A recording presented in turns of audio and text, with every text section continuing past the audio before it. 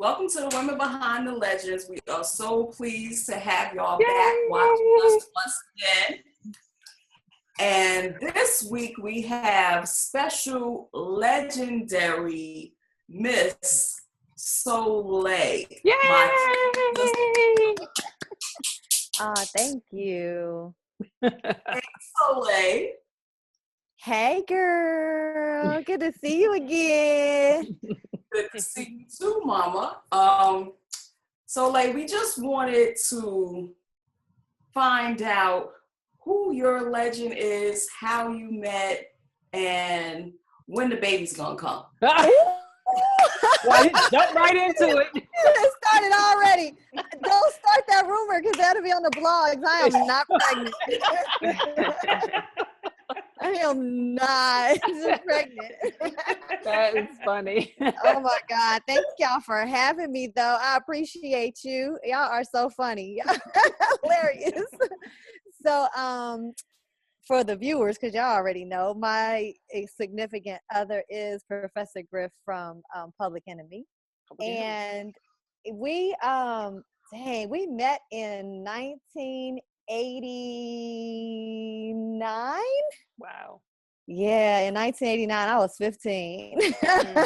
And me and my best friend were trying to get a record deal because we rapped back then. We had a group, and so I met him at a concert, at a show in Kansas City. Public Enemy was on tour, and I can't remember. He and I have been trying to figure out like when we met because the pictures from the concert are the day after the concert when they were leaving. So all our pictures together are from the next day, like outside at the bus and whatever. And so we were like, did we meet backstage? Did we meet? Like, we still can't pinpoint like how we actually were introduced, but we met in 89. We stayed in contact. I had a little crush on him when I was 15 and that joint was 28. Whoa. He was like, little girl, go sit down somewhere. Send him to jail. Right? He was like, little girl, if you don't go sit down somewhere.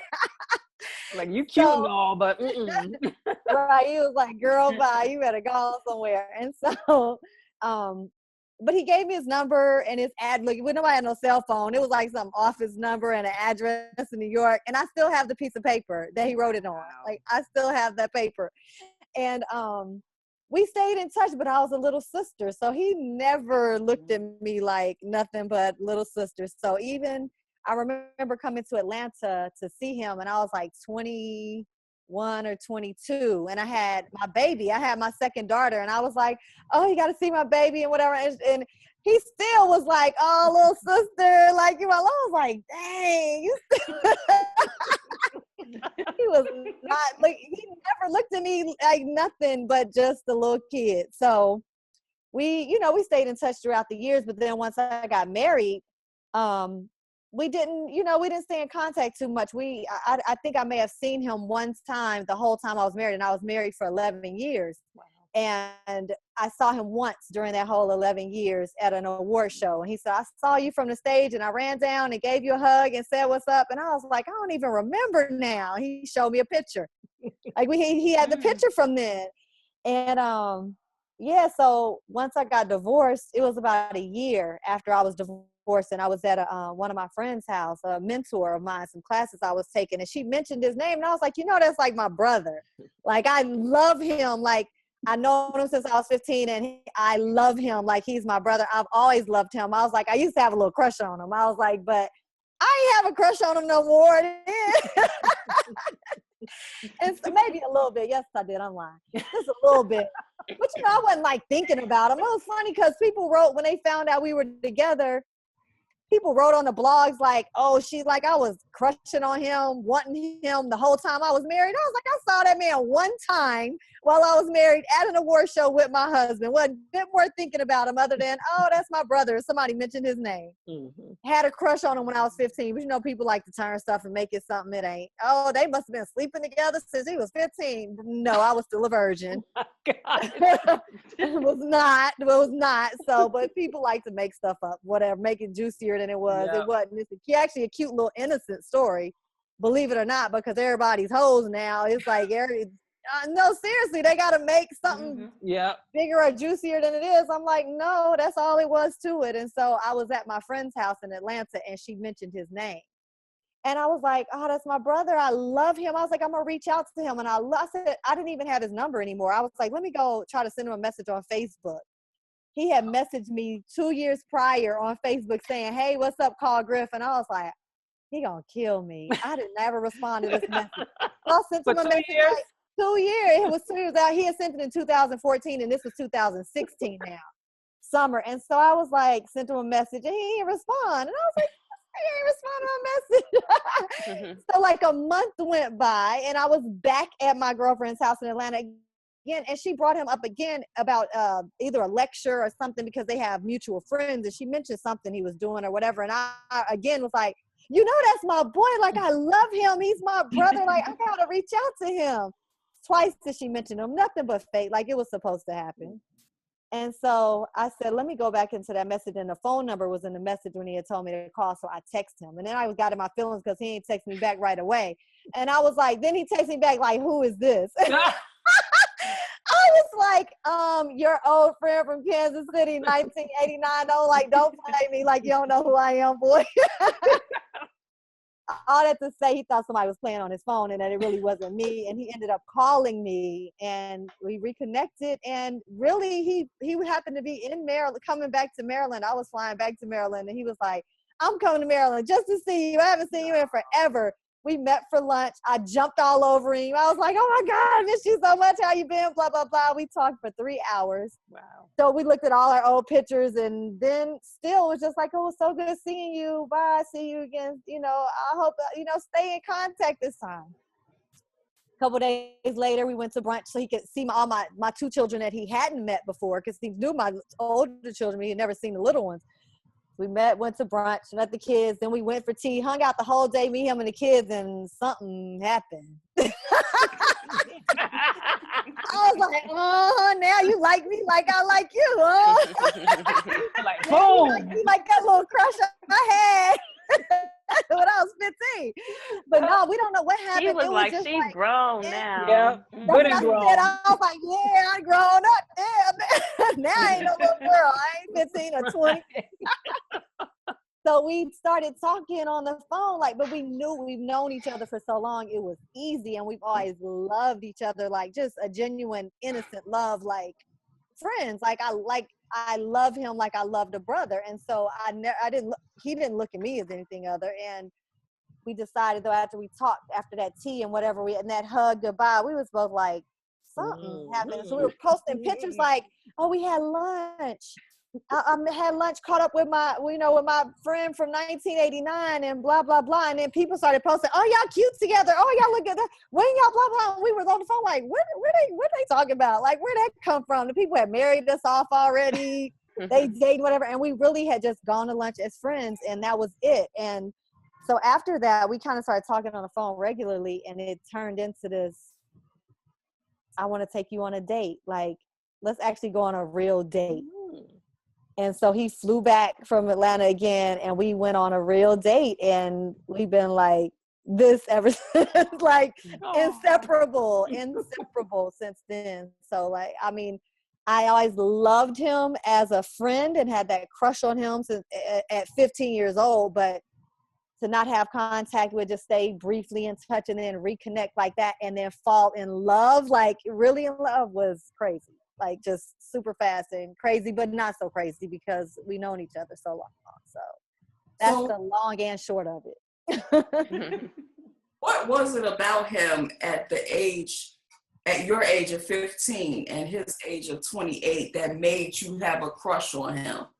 I didn't even know how old he was at the time, honestly. And, you know, he looked so young. I mean, now he's 56. You look at him, he doesn't look 56. So he had a really young, if you look at our pictures together, we both look like 2 little kids in the picture from 1989. So I didn't know how old he was. When I told him how old I was, he was like, oh my God, I got to keep you from the vultures. And Right. So he was always, no matter where, we got pictures from different industry events, you know, when I was trying to get a deal and at BRE convention and things like that in the early 90s, you see pictures of us together, and he was always just a protector, like, stay away from her. She a little kid, leave her alone. It was that. He wasn't looking at me like that. And I looked like a little kid.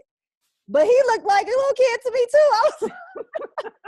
I was like, how old are you? Because I didn't know he was that much older than me. And he was just cute. And then I was a little rebel. I was fight the power. I always trying to start something. I always trying to get something kicked off. I always trying to protest something. So it was like, both of us just had a real radical spirit. And it was just something. I just always thought he was so cute when I met him. My best friend was like, just like, you always thought he was cute and had a little crush when we was kids. And I was like, yeah, you know, when we were kids, and then, you know, that went away. I had other boyfriends, had children, got married, and we just were friends, and that was it. Mm-hmm. But yeah, he's a lion. I love his strength though. He's strong. He's real powerful, and he has a presence, you know, and I respect him and the work that he's done and all the sacrifices that he's made, you know, controversy and all that surrounds him. He's it, you know, he's it for me. Oh, I didn't like him. I always hear him in my sleep at night, so automatically when Tana said, okay, we're gonna bring Soleil on, and you know she's involved with Professor Griff, and I was like, yeah. No. You like, I gotta listen to him every night on YouTube. Yeah. Too much of him in my sleep. Nope. Yeah. But when I actually met him, I must say that he is a really sweet guy. Yeah. So yeah, we do know that Leos can be a little bit crazy, but you know. You said that, not me. Yeah. You said Leos? Yeah, he's a Leo. Dave is a Leo. I concur with that. It can be a little Yeah. So like, who is your ex-husband? You took my question. So my ex-husband is an R&B legend. Oh wow, Genuine. R&B Genuine, yeah. So now he's my friend. So you flipped it, right? So Lay got two legends under her belt. Yeah. Oh my God, don't say it like that. That was a good one, son. She got us all beat. Y'all got jokes. like Y'all got jokes. Did that one. All right. No. R&B, hip hop. See, I knew y'all was gonna act up. I knew y'all was gonna do it. I knew y'all was gonna do it. No, but honestly, after I got divorced, I was like, I ain't never, ever in life talking to an entertainer, a ball player, nobody that got no type of status, that nobody know who they are. I don't want none of that. I just want a normal, regular. I a Joe like Schmo. my regular. Yes, that's what I thought I was gonna get, and then here he comes. So it wasn't planned, because I told him that. I said, I was like, I said I was never dating anybody, but I don't know, he's just different from regular industry guy. He's older, and the work he does now is in the industry, but removed in a way. So it's yeah. That's what I said last week. If you're gonna date someone in the industry, date someone that's more mature and seasoned. Yeah, got all that other stuff out of their system. Yeah. Right. This is a good time to get them. Not when you was 15. In their 50s. Girl. Get them in their 50s. He's always in their 50s. Look, but hey, let me tell you, because there's some fools in their 50s. So if you're going to act a fool, look, you're going to act a fool, you're going to be a fool. It's old fools. So you still, like, no, seriously. I'm like, one of my friends, daddy left her mama, and they 60, and left her for some 40-year-old. I was like, for real, like at 60, because Viagra got it all mixed up. So you got them feeling themselves. Exactly. So I think it's character in general, but they tend to slow down at older age. But if they were already, I mean, some just gonna always be a hoe. Yeah. Right. That's who they are. Mm-hmm. I'm calling him Griff for the sake of this because I never call him that. But so people know who I'm talking about. But he's always been real disciplined and that kind of. He's always been a different kind of guy anyway. I mean, he's of course dated different women, but he just wasn't never one that was just out there like some have been out there in, random various ways. But leave it at that. Yeah, we know a few.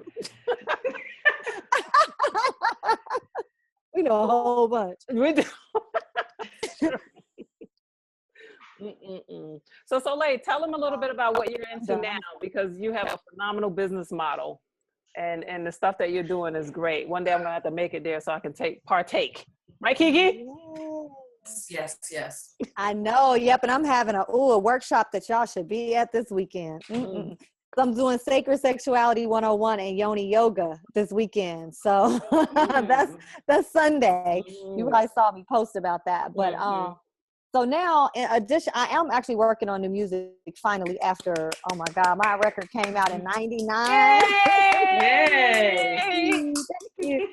So in the studio recording, so working on a new project. Hopefully it'll be out this summer. Right. Try to release it this summer. But so I transitioned to a health and wellness field, health and wellness was always something I was interested in anyway. So I own a couple different businesses. I own some property. I own a business in Missouri that houses adults with physical and mental disabilities. Oh, wow. Been open since 2007.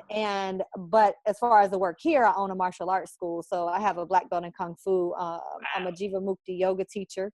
I'm a community herbalist. I have certification in plant-based nutrition. Wow. So I teach, women's wellness. So I'm a womb sauna practitioner, teach sacred sexuality, womb sauna. What's that? The V-steam.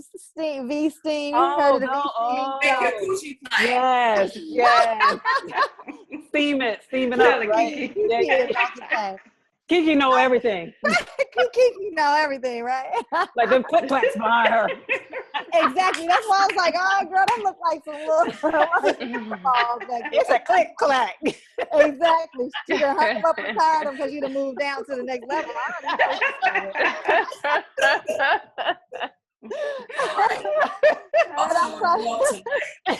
Exactly. But my company, my wellness company is called Devi Tribe Wellness, and so I primarily focus on women's health and wellness. Nice. So, empowering women. Yeah, all that. Yeah. Now, what is mixing up your herbs? Huh? What is Yoni Yoga? Yoni Yoga. Yoni Yoga. You know what the Yoni is, right? What is it? Oh, Kiki, would you like to tell her what a Yoni is? Oh, that's with the balls and the steam. That's when you try to get your thing tight. No, the Yoni is the womb. It's a fancy term for vagina, basically. Okay. Sacred space. Okay. And you sit over the steam pot. That's not what Yoni Yoga is. Oh, okay. That's just. I'm like, I take yoga at 24 Fitness, but I've never heard of. Oh my God! They don't do that there. Let me rewind. They ain't gonna do that. They don't do that there. Yeah, they not gonna steam your Yoni at 24-hour Fitness. Like I heard of Bikram, but not this one. Be a long ass line waiting for 24 Fitness. Right.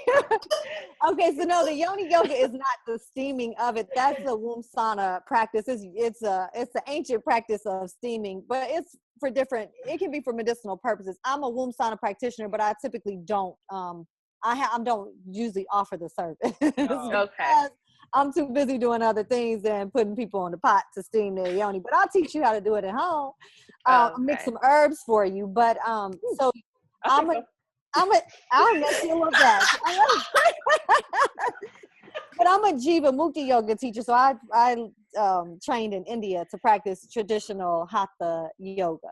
So I do teach traditional traditional spiritual hatha yoga practice, physical and spiritual practice. But so Yoni Yoga is a sidebar from that. But basically what it is just focusing. You can use the Yoni eggs, like the jade eggs, the crystal eggs. They can be made out of different types of crystals that you put in, you squeeze like you do in a Kegel. And then the Yoni Yoga practice is just the practice of my sequence that I put together is a sequence of asanas that basically focus on pelvic floor health, on the sacral chakra with toning and everything, toning the pelvic floor. So the Yoni Yoga is specific to pelvic floor health. So but you it's don't a go nowhere. physical spiritual practice. I'm sorry. What you So say? you doesn't go anywhere. Keeping it tight. I need to make a trip to the East, as in Baltimore. I'm gonna plan a vacation. We need to plan a health and wellness vacation. Exactly. We have a whole Yoni Yoga class and everything. She gonna come back. She gonna come back and be popping ping pong balls across the floor. Throwing quarters across the room. They the catch. Right, it'd be a game. Like, stand over there, watch this. I'm just like, I knew y'all was gonna make me act up. I'm about to do it. I have a legit serious wellness practice. Yeah, we know. We're just being selfish right now. We're being selfish. So I'm gonna fly to Atlanta, and then me and Michelle King will do a road trip to Baltimore. Yeah, exactly. Or I'll come to Atlanta because I'm there. There you go. Yeah. After 9 hours of getting there, we would really need the work. You just come to us. You just come. Exactly.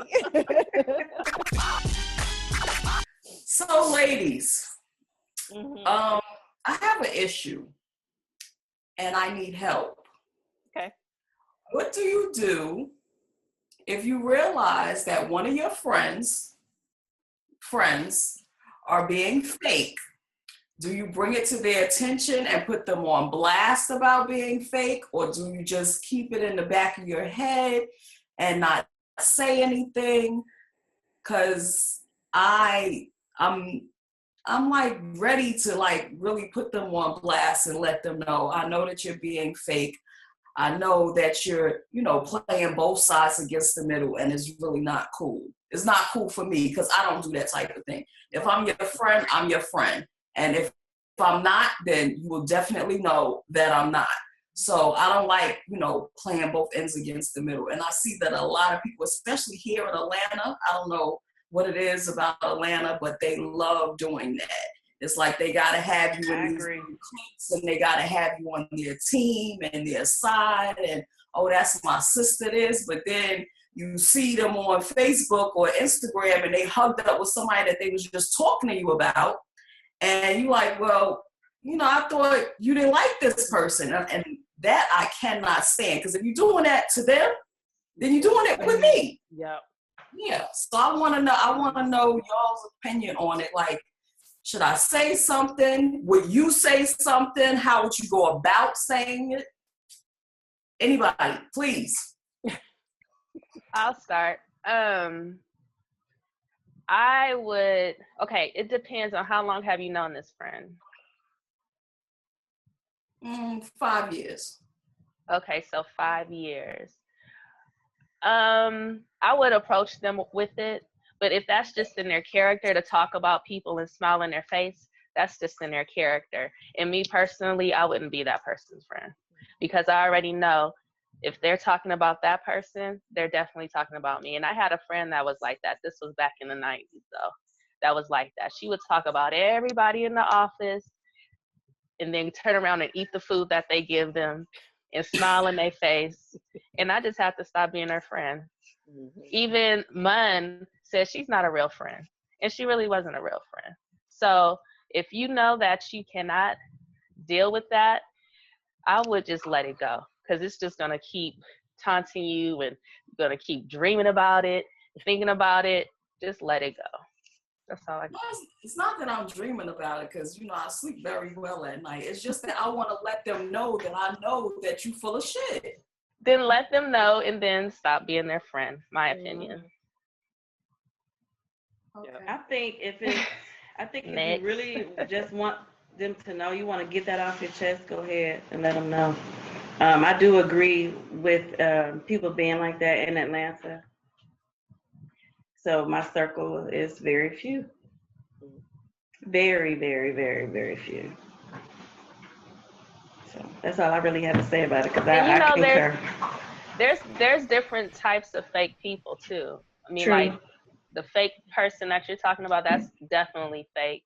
And then there's friends that just comes around when they know something is going on, or they want to go somewhere or something like that. That's fake too. So it all depends on what kind of fake and how tolerable they are. Yeah, what's your appetite for them? Basically. I would just cut them off. Seriously, I just would have to, because I just wouldn't. You guys hear background noise? Yeah. I don't know what that was. Like a car or something. Is somebody in the kitchen? I told them I got teenagers home. The teenagers. So, like, what's your take on it? Oh, dang. Look. Well, can I ask her a different type of question? And it's along the same lines as fake people, because being in the industry, you know that there's a lot of fake people. So how do you deal with that in the industry, though? Like, me on the outside, I'd be looking at them like they are so phony, but you still have to save face and be cordial, because you don't want to, block. So doesn't that make you fake as well? Huh? Doesn't that make you fake as well? No, not me. I don't deal with it. I'm saying I'm on the outside looking in at the people that are being fake, and I can just call it like they're fake. I don't deal with it. He deals with that. He has all of that. I've been out of the industry for so long. I don't, and then when I was in the industry, I mean, I'm just now segueing back into doing music again, but I always kept to myself. I never had industry friends. So I didn't have industry beefs, and I didn't have industry friends. So I was cool with everybody I met, but I didn't make friends. Like most of my friends that I'm close with, I've been friends with for a long time. Like my best friend, I've been knowing her since first day of kindergarten. My other best friend, I've been friends with her for about 14, 15 years. So I never hung out in the industry. I was people saw that persona like, oh, she's that, and assume I was a certain way. But I didn't drink. I didn't smoke. I wasn't screwing a whole bunch of people. I had one boyfriend. I would go do my show, go back to my room, read a book, eat some food, and go to bed. I only went to the club if I was getting paid to walk through. And so I never felt like I had a real industry life. You know what I'm saying? Because I just never got caught up in the industry. I never made industry friends. So still to this day, I've met people. I know people through, I met you at an event, or I met you there, but I don't have any just real industry friends that I get on the phone with, talk to, hang out. So that was never an issue for me. But I've always been to myself like that in that way, and kept a real tight circle, because I don't do drama and bullshit well. Oh, can I say that? Yes. But I just don't do that well, and I really definitely don't do fake. Like, I'll cut you off. Like, I'm the one that'll just be like, oh, okay, I don't try to, you do something, you talking about you, whatever. I'm like, oh, okay, cool, that's how you are. And then you won't ever hear from me again. Yeah. I might address it depending on the level of closeness we have. If you're somebody really close to me, which I don't have any friends that I feel like would really do that, because I've known them for so long and we're just close. If you do that, I'll just cut you off okay. But that's it. There was one friend that I really, really liked, and we're friends to this day. And she started off telling me stories about her other friends. And I just told her straight out, I said, you know what? I don't appreciate you telling me stories about X, Y, and Z, because if I want to confide in you, I wouldn't want my business to go any further than you. And she actually respected that. She was like, you know what? You're absolutely right. I won't do it again. And she hasn't. And we've been friends for like 7 years now. That's good. So you got to be straightforward. Yeah. Or don't deal with them. Yep. Oh, don't deal with them. So Kiki, what are you going to do? I think I've already started it, distancing myself, because that's, what I do first. I just start to distance, and then I just like, who?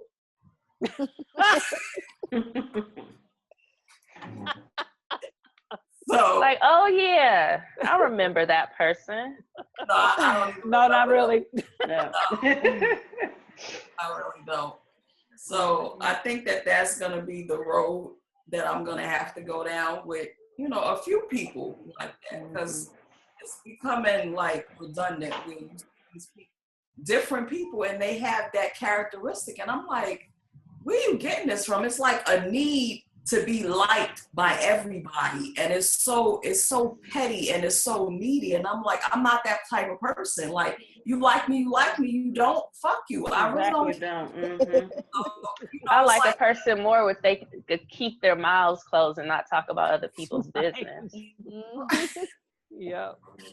Right. So it's like, that's a part of me that I don't like weak women. That's one thing that I don't associate myself with weak women. Like, if you're weak, then I don't have time for it, because then you're going to start calling me, telling me your business about situations that you should already have answers to. Like, you've grown. Like, come on now, use your fucking mind. If you don't like certain things, then cut it off. Yeah. But I think that I'm really going to have to cut those situations off. And of course, everybody's going to think it's me. And it probably is me. Because, once I cut people off, they're like, oh, no, don't get on Kiki bad side, because she'll cut you off. So they stop doing Now you know. Some people need to be cut off. Yes, exactly. Exactly. They don't deserve your energy. They don't. Right.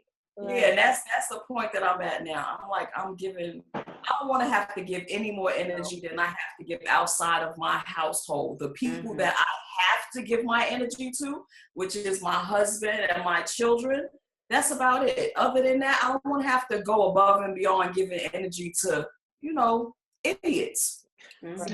Right. Or needy people. Yeah. No So, thanks, ladies. You're welcome. Sure. Call me anytime. Thanks for tuning in to another episode of The Women Behind the Legends. Follow us on Instagram and subscribe to our YouTube channel. Be certain to come back next week for the conclusion of I Need Some Advice.